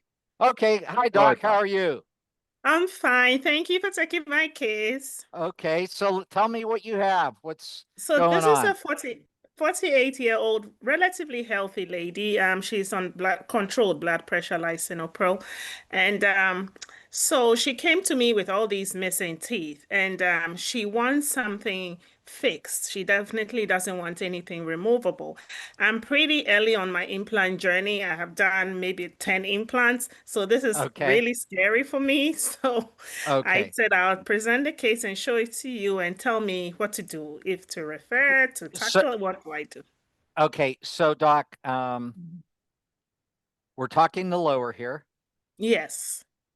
Okay. So what am I looking at for We've got an retained impacted. and Yep. impacted Yeah. canine or some type of impaction, and then 4 incisors. Is that correct? Yes. Okay. How about a 3D view of this? You got it, Hussein, sir. is this cut off? The base of the mandible is cut off. Yes, sir. Okay. Okay. So, okay, Doc. And how old's this patient again, did you say? She's 48. 48. Okay. So right off the bat, Doc, what I would Mhm. like you to do is Mhm. to get a new scan Mhm. and make sure Mhm. your assistant positions the patient so we get the entire mandible. Mhm. So what we need to do is see that entire mandible for 2 Mhm. reasons. Number one, we're going to put an implant there. Number 2, we have to look at that impacted cuspid and see what it looks like. Ideally, what we try to do in these cases is leave the impaction. Mhm. So if we can place implants around that impaction, that would be ideal. Does the patient Mhm. want fixed or removable? She wants something fixed. Okay, so what we would do in this case is Mhm. position implants, and usually what we do is angle the posterior implants just to Mhm. increase the AP spread. Hussein, did you do any workup on this one? Yes, sir. So I did exactly what you were mentioning, Dr. Oh, Resnick. I don't even need to do it. You can see he's good. I told you. Okay, I like what you did. Okay, let me turn it around. Let me look at it from the buckle. Here you go, Okay. sir. Can you make that translucent? Right away, Dr. Resnick. Here we go, sir. Okay. So, Doc, what he did here is Mhm. exactly what I would have done, and it's Mhm. perfect. We stayed far enough away from that canine Mhm. or the impaction. However, we were able to place implants posterior that increases that AP spread, which Mhm. is it looks to be very good. So let's look at it straight on, Hussein, or from the occlusal. I'm sorry. Here you go, sir. Oh, that's a good AP spread. Okay, that's good. Uh, so Doc, with this case, Mhm. this is going to be a little bit more challenging. Mhm. The only thing that would change in this case is if that impaction would have to be removed. It looks like there's a little bit of a radiolucency above the superior aspect of that tooth, but that could be related to, let me see, I thought I saw you had an image there. Yeah, that could be related to those retained incisors. But if you would put those implants the way that he placed them, uh, and that tooth ever had to be taken out, it could be taken out without impacting your implants or your prosthesis. The problems with Okay. taking that impaction out is, I mean, you could end up with a fractured jaw very easily, depending Okay. on how long that is. So this would be a very easy, simple treatment plan that would not involve that impacted cuspid. But I'll Okay. tell you that the hardest part of this case is going to be, let's do a cross section on any of those implants. Here we go, Dr. Resnick. That's implant number 21, sir. Yeah, this patient has some lingual tori, Doc. Yes, So a lot. She has a lot of tori. yeah. So you're going to have to do a little bit more of the bone reduction. Okay. Now, this would be easy with a bone reduction guide, Okay. and that's what I would recommend. And Okay. they can, if you do decide to do this case, just have them send this to me before they Okay. finalize it. And if you've done implants in the past, I wouldn't shy away from this. I don't think you need to refer this. Okay. This would be very easy guided. And I think the hardest part would be removing the bone, to be honest with you. Okay. Okay. I would not immediate load this one. I would do this delayed, but you can immediate placement, meaning you would take the teeth out and reduce the bone, then place the implants.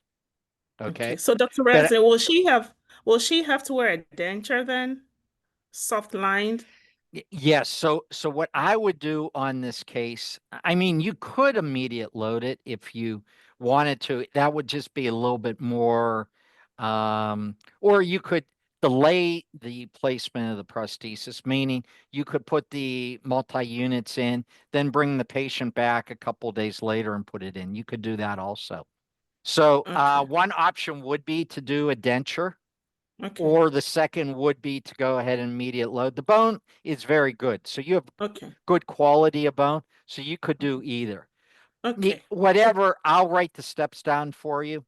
Thank you. So if you do want to immediate load it, I just want load it the day of surgery, just because I think it'll be a very long case for you. It'll be Okay. easier to do it a In week late. two sessions. Okay. Yes, 2 sessions exactly. Okay. Okay. Okay, But doc. they'll work that up and then make sure you haven't send it to me. Yes, doc. Thank you. Okay. Take care. Okay. Couple more cases. Let's go. Who's next? Dr. Bethany Burton. Bethany, how are you? I'm well. How are We're you? keeping everyone up late. Yeah. So, but just to make everyone feel better, Dr. Hussein, it is actually 3 o'clock in the morning where he's at. So, is it about 3 o'clock? It's 3:30, but it's always a pleasure, Dr. Okay. Resnick. So thank you for having me, sir. He's always smiling. Okay. So what do we have, Bethany? Tell us, what are you looking at on this one? So we've got Mr. Joe, 66-year-old male. Obviously has had a lot of implant dentistry done, no significant medications or medical history. He came to my office for IV sedation. It's what he's had in the past for dental treatment. He has a real bad gag reflex. Okay. What he was thinking when he came in was a implant bridge on the lower arch there in the front. But I got to talking to him and maybe about an FP2 or FP3. He's already spent a lot of money in his mouth, and I sent some intraoral photos. I mean, as far as the way his smile looks and stuff, he's still not totally happy with it. And still Okay. obviously doesn't have a ton of function. Yeah, excuse me. Let me just ask you one question here. Yeah. Let's talk about the maxilla. Yeah. Are these implants healthy?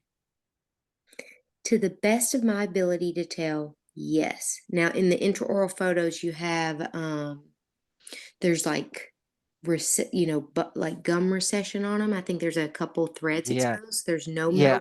no mobility. No, but Hussein, can you give us a quick cross section on these? Right away, sir. Um, So that's implant number 4, Dr. Resnick. okay. And just scroll through there. Okay, keep going, keep going.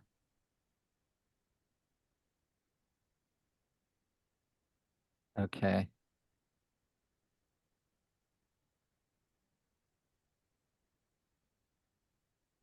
Okay. The reason I asked, Beth, Yeah. it looks like this patient has some bone loss on these implants.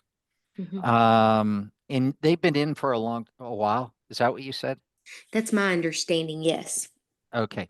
So what I would do is take some very good periapical x-rays on these.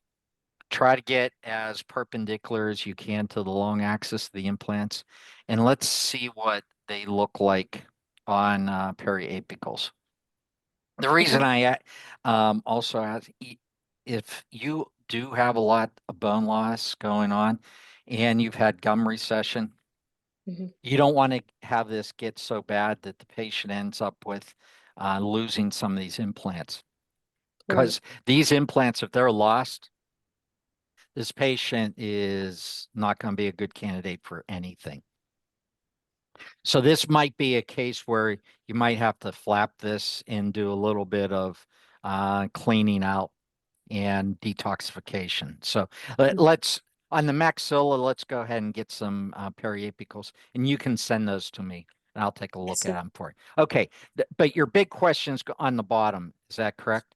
Yes, sir. Okay, so I believe you said he wants something fixed. Is So that what correct? he was thinking was a implant bridge down there in the lower anterior. Okay. But I mean, looking at it myself, once you get those teeth out, I don't know about that. Okay, so let's take a look at let's see here. Here we go, Dr. Resnick. Okay, so we have a little bit of everything. We have a fractured implant. That's an interesting one. Wow. And then that's another topic all in it. Like, would you just That leave looks like a Calcitech implant. Those were press fits. Wow, that's 30 years old, maybe 40. Okay. But don't ever think about taking that out. Leave it there. Yes, sir. Yeah, never even touch that. Okay, but we're talking in the anterior, correct? Yes, sir. Okay, so what do we have, Hussein, here? So we've got a few incisors to the front, Dr. Resnick. I believe they are 24 to 27. I'm going to switch out. Yeah, They are 24 to 27, sir. And here you go, Dr. Resnick. Here is the bone mask, sir. Okay. So we have 24, 25, and 25, 27. 27. Yes, sir. Okay. And Bethany, all three of those are coming out, correct? Yes, sir. Okay. So let's take a look at a cross section there. I mean, to that, you don't see any reason to keep the one. I believe it's 27 has active decay on it. Yeah, I mean, you see no reason to keep that. no, these have a very poor prognosis. Okay. Go back, Hussein. Here you go, sir. Keep going. One more. Right, stop. Go back. Huge median vascular canal. Remember? That's lingual foramen where you have the bilateral sublingual arteries. Okay. But that's a pretty good one. Don't worry about that though. Won't bother us at all. Yeah. So did you put two implants in here, Hussein? Yes, sir. I did plan an Okay. implant for an immediate implant placement at the site of number 27. Okay. Dr. Resnick, that's a 4.3 by 13 Hahn tapered implant at that side. We're clear, or I'm leaving enough, more than enough, sir, away from the Jason implant Yeah. or existing implant to the right side. Then I planned an implant at the side of approximately 24, 25. That's a 3.5 by 13 millimeter long implant over here, sir, at the side of 24, 25, sir. Okay, and let me see where they're. Could I look from an occlusal 3D view, see where they're coming Right out? away. Here we go, Doc. Perfect. So, Bethany, you see how he has those? They're not right up against those other implants, so there's plenty of room. Those are coming out in an ideal position, and you both have those set for immediates. Is that what you said, Hussein? Yes, sir. Yeah. So, Beth, you could do it. This is perfect treatment plan. You could do this. Take those teeth out, put those two implants in right away, and you have plenty of bone to do it. And I love the position. He's right on the money. So, did you want to do it immediately or?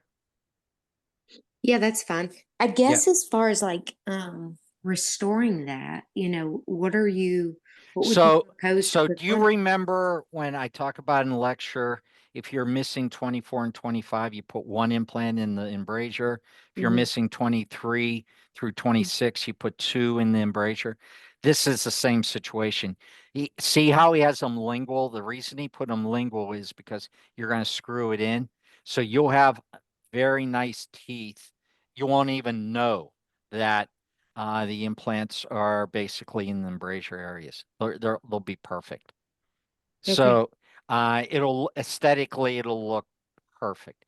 There's because of the lower anterior mandibular anterior, the length, the bone, once it recedes from buccal to lingual, the length decreases. Because the length decreases, what ends up happening is you'll never be able to put one implant in for, say, a lateral or central incisor. That just won't happen because it's too small. So where he has it, in fact, what he could do, Hussein, could you do a diagnostic wax up for her to see what the teeth would look like, the natural teeth? Definitely, Dr. Resnick. I'm just going to need the intraoral scans, Dr. Bethany, and I'll take it from there, please, Doc. So Bethany, if you can get that to him, he can make it, you can even show to the patient. It'll look perfect. Yeah. As far as the PAs, I was kind of going in. So again, he has, I think, a pretty bad gag reflex. Is why we didn't take like a traditional FMX, but we did a Panorex and extracted it. Is that okay for me to send over to you? It is. So when you put this patient to sleep to do this procedure, go ahead and take some upper x-rays also, periapical. But send me the pan on it. That will give us periapicals are just a lot more accurate. I just have it's not passing the smell test on this one, Bethany. I have a feeling you have some issues going on up there. I'd Yeah. rather you be able to address those earlier than later because the outcome, the future outcome if you lose those implants are going to be very bad. So with this case, it's kind of a less is more type approach. And then as far as the lower, you would suggest to go ahead and do this treatment plan, extract, immediate place, Yes. and then take the PAs and kind of take it from there as far as the upper. Yes. Yes. Okay. And you know what would work out nice, Bethany, on the interim prosthesis on this? Make one of the smile transitions. Mhm. Because you have enough teeth there that can hold it from the posterior, and then you won't have any pressure on the ridge. If you try to make a small little flipper, you're going to be putting a lot of pressure on that ridge. So I would, those work out real nice. And aesthetically, they work out for the patient. Mhm. And it'll probably be better for his gag reflex too. Yeah. Yeah. Okay. Okay. Does it make Thank- sense? Yes, sir. Thank you. Okay. That Yeah. was Send kinda that to them. And again, let me look at that one. Yeah, that one Okay. kind of overwhelmed me a little bit. Thank you Yeah. so much. Okay. Take care, Beth. Yes, sir. Bye-bye. Okay. Perfect. Okay, Next, Hussein. we've Two got, more. yes, sir, We have Dr. Maggie Maggie. Augustine. Okay. Dr. Augustine, please go ahead and present your case, Dr. Resnick. Maggie, how are you? I'm good, thank you. Good. So what do you have for us today? Okay. You have any challenges? I do. I Okay. have a real challenge. This was a case that was done about 12 to 15 years ago. It was an all-on X done by an endodontist and a prosthodontist. And Okay. so here it is. And just like you taught us, sometimes we're here to fix things. And you're going to get good at that because there's going to be a lot of fixing in the future for Yeah. all these cases. So what appears to have happened, as I've come to realize, is that the AP spread has not been done well. And unfortunately, I'm somewhat early in my implant journey, and so I didn't always understand this. And so as a result of this, this case, I've known this gentleman almost the entire time I've owned a practice, so for almost 20 years, and everything I put in his mouth, he broke. He's the reason why I learned to place implants. Okay. As terms of medical history, high cholesterol, history of melanoma in 1999. I think I sent some of that information. I apologize. I'm at home. I'm kind of talking. It's late in the day, but nothing really significant that's coming to mind. Here's the issue that I'm facing right now. He has just been biting his lip for years and years and years. I didn't understand why. The prosthodontist could not have cared less, right? He's like, Okay. you'll get over it. I just recently took him apart to try and figure out what was going on and to clean him up, to realize that there is a tremendous ulceration on the lower right, because number 26, when I took him apart, the MUA prosthesis piece had broken off. It didn't like he'd been breaking screws every time I saw him every 6 months. He'd at least broken 2 screws. Okay. I'd changed out the MUAs. So I changed out 23 and 26 about 6 months ago. So now 26, the MUA was loose, and I'm like, okay, maybe there's something wrong with a screw. So I looked into the implant, and please forgive me because this is fairly new to me. It seems to have it appears that the implant itself, 26, is broken, where I cannot get this MUA to reattach in any which way. Okay. Okay. And I don't know which CT scan you have, if it's the one that I have just taken, a couple, like today, like this week, or if it's the one that you have that was taken a few months ago.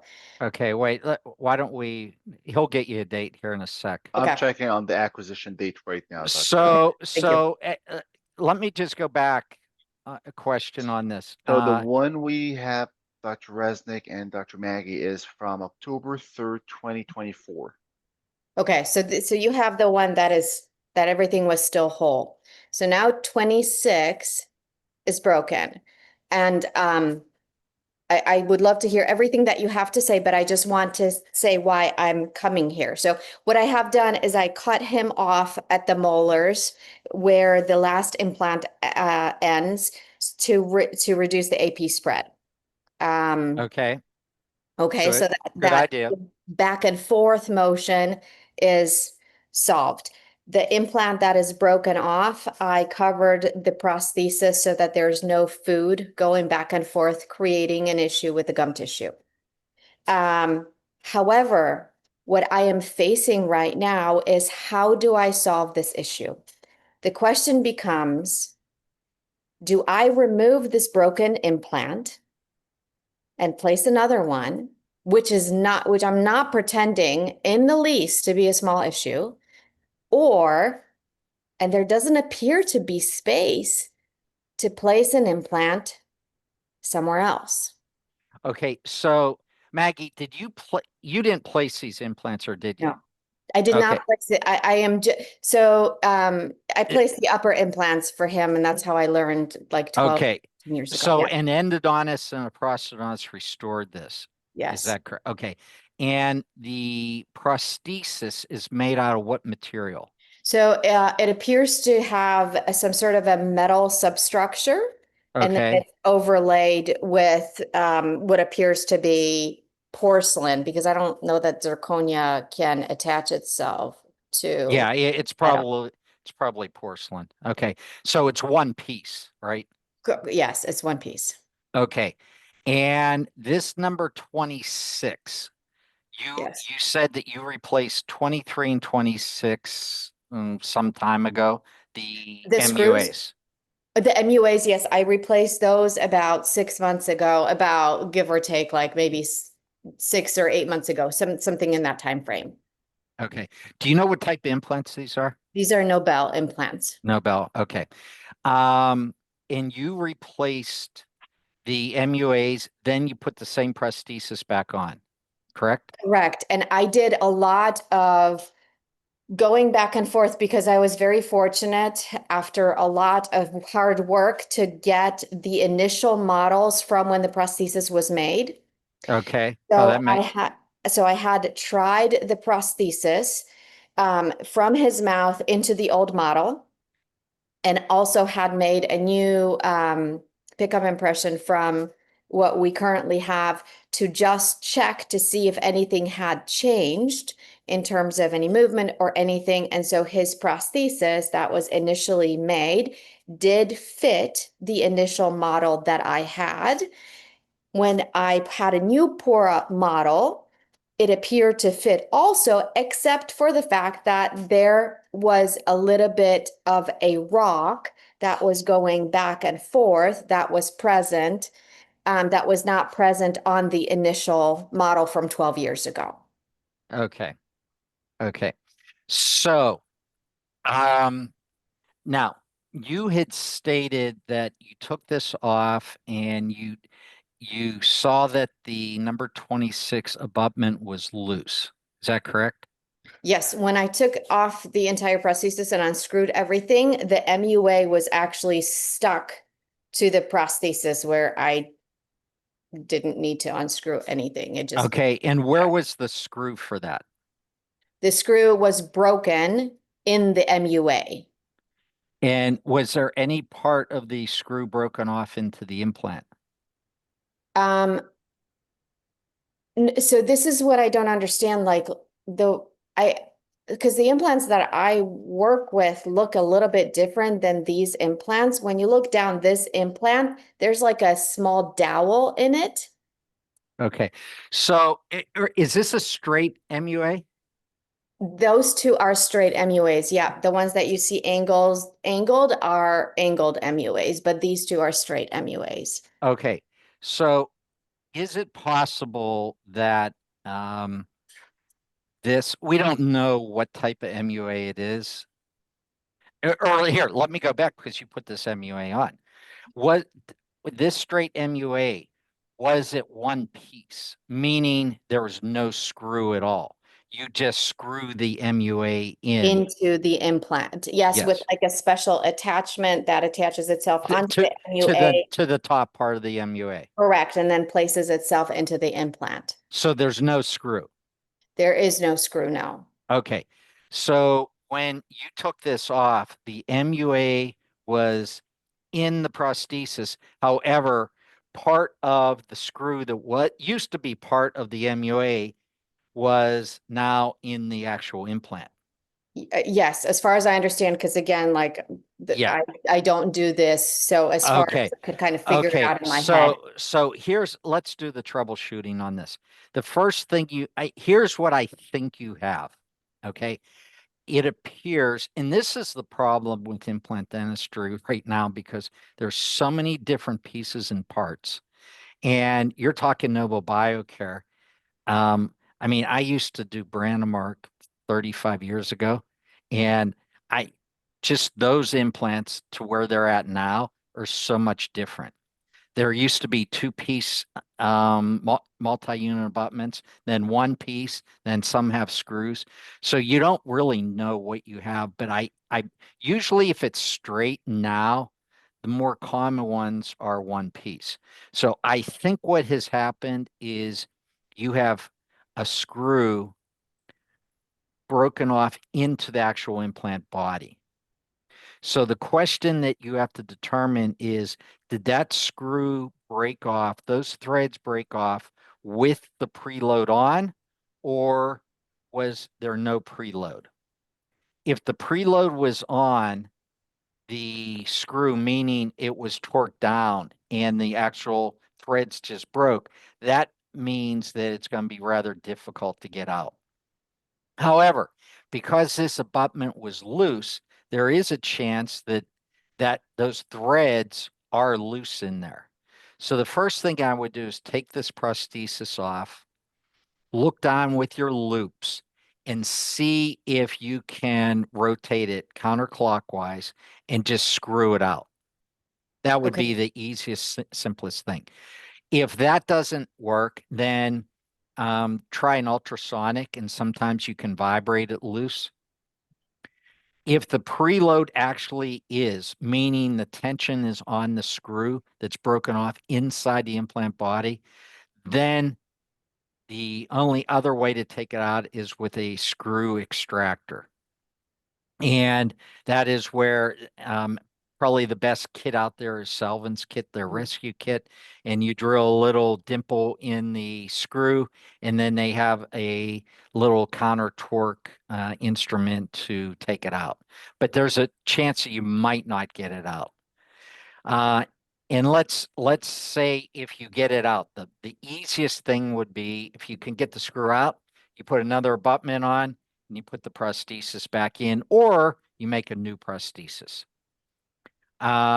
If you can't get the screw out, then you're looking at removing the implant. And let's just give a cross section of that implant, Hussein. Right away. Here we go, Dr. Resnik. Okay, that's going to be not fun to remove, and it's going to be rather traumatic. So that's probably the last thing that we want to do. So here's what I'm going to tell you to do, Maggie. Is the patient functioning with the prosthesis you have him in now? He's in constant pain. He is. And where's the pain coming from? The pain is coming from, so where I adjusted it, so it was from the AP. The pain is coming from it constantly rotating or so moving back and forth because these were constantly loose and then this was loose. So I'm hoping that the AP spread, I'm hoping that removing those second molars and reducing the AP spread is going to help situate that. And so the rocking is going to be done. My plan was to put him in to kind of change around his occlusion and put him in a temp to let him heal and to figure out what to do next. But yeah, okay. So here's what I would do. Let's make sure this patient doesn't end up without a prosthesis. Is it possible to make a interim removable prosthesis for him, basically a denture? It is. His wife is going through cancer and he recently lost about 50 pounds as a result of that. So he is barely hanging on to any nutrition. Okay. So to put him in a full denture would be Yeah. very traumatic for him. Yeah, but what I don't want you to put him in a denture. What I was going to tell you to do is if you take this prosthesis off and leave the abutments on and reline it with, I like Visca gel. It's a tissue conditioner. This will stay in no problem for him. He'll probably be a lot more comfortable and he'll be out of pain. Okay. That's one way to do it. Other than that, you're going to use that same prosthesis, but I wonder why he's actually in pain because, the implants shouldn't be causing pain. He's in pain because of the ulcer. Like there was a really large ulceration in the gum tissue where I relieved it. So, and then I think the back and forth, the fact that the MUA had been separated and it was pinching on his gum, I think all of that was very painful for him. And removing it, and I'll have to check on him because this just happened yesterday, which is why I submitted the case today. I think it'll help alleviate the discomfort. Okay. So I misunderstood. I thought he has been chronically in pain since He has been, but I think it's been on account of the prosthesis and my inability to diagnose. Yeah. The other issue you have is with this being mobile, moving back and forth, you're going to end up stripping the other abutments and or the implants. So you have to be careful of that too. So I just foresee this possibly being a problem down the road. So I would a minimum have the denture made. Okay. And like I said, you can trust me, if you use a tissue conditioner, you leave those abutments on, they'll grab right around the abutments. And then if you have to, you can put a little denture adhesive right around them. Some people can't even get it out.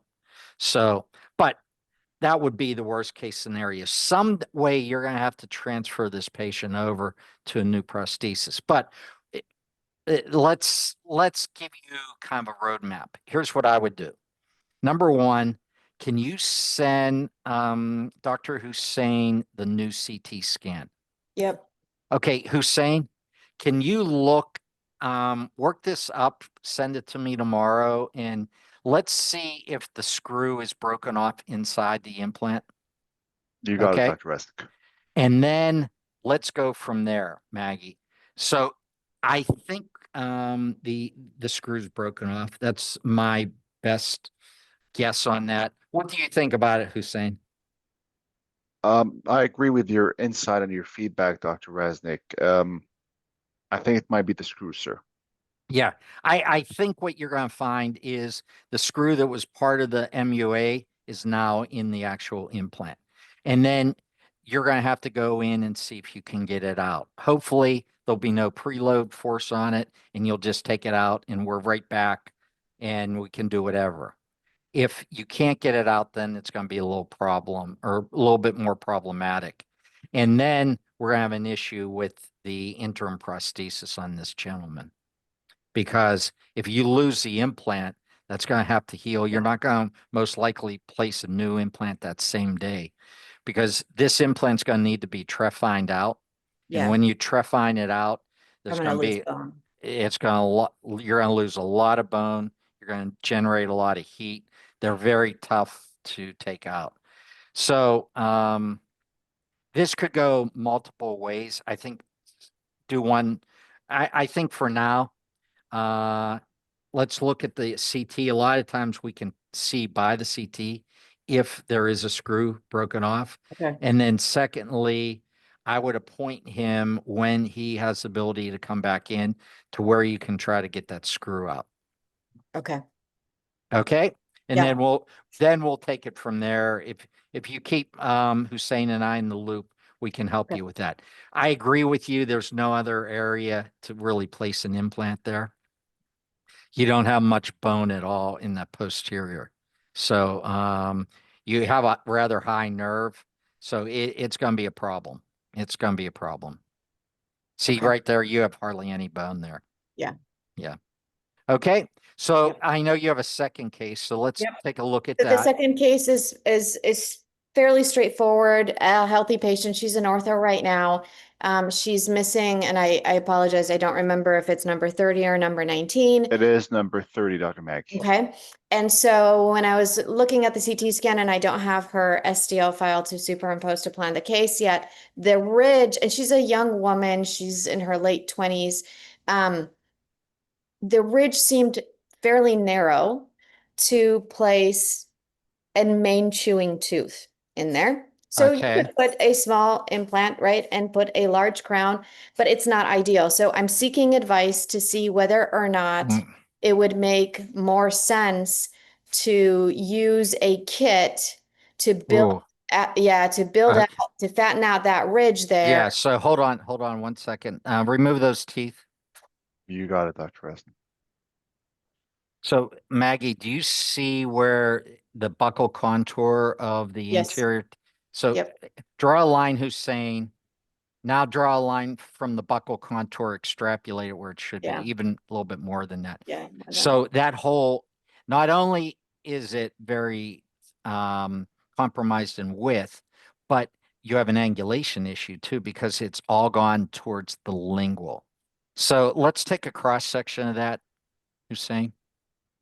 Here we go, Dr. Resnik. Yeah. So look at where the buccal cusp or the lingual cusp is on the maxilla. Yeah. Oh my gosh. Uh-huh. Yeah. So it's not a big graft, but it's a rather significant one. So you're going to need to do a GBR on this. Yeah, with some screws and a reinforced non-resorbable membrane. I would prefer you to do a collagen membrane. It's a lot easier and simpler. But with screws? Oh yeah, definitely. Yeah. Okay. You're gonna need two tent screws. And let me see what to eat. If you go online, Maggie, there is 4 articles that I wrote for Glidewell in their magazines, their journal, and it's on bone grafting. And one is called The 8 Steps of the GBR Procedure. Get that, and it's 8 steps that you take. It's a cookbook, and it'll take you right through that. Okay. I know you said non-resorbable. A lot of people do non-resorbable, but you'll get primary closure on this. And collagen is a lot easier and it works just as well. So non-resorbable, you have to take out within 30 days. It gets messy. So unless you use a non-resorbable a lot, I would recommend a resorbable. And I have it all in there. If you can't get it, text me and I'll or email me and I'll see if I can get it. But if you go on their archives, it's called The 8 Steps to GBR Success. And for do you let that heal any longer than a normal bone graft? Yeah, you're going to let this one, because you have to build about 3 to 4 millimeters, you're going to let it heal about 5 months. Okay. Yeah. So phase 1 is going to be GBR. Phase 2 will be the implant about 5 months after. Yeah. Okay. Yeah. So let the patient know it's a year of treatment, unfortunately. Yeah. Okay. All right. Thank you so much. Okay.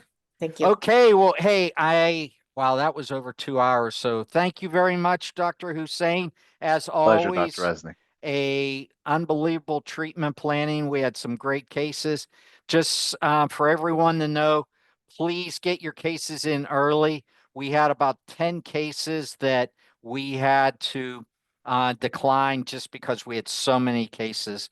And it's only about 4 o'clock in the morning for Hussein. So he'll get about 2 hours of sleep before he has to be back into work. So anyway, thank you. We'll see you next month. Take care. And if you have any questions, please email or give us a call. Thank you. Thank you, Dr. Resnick. Thank you, Okay. everyone.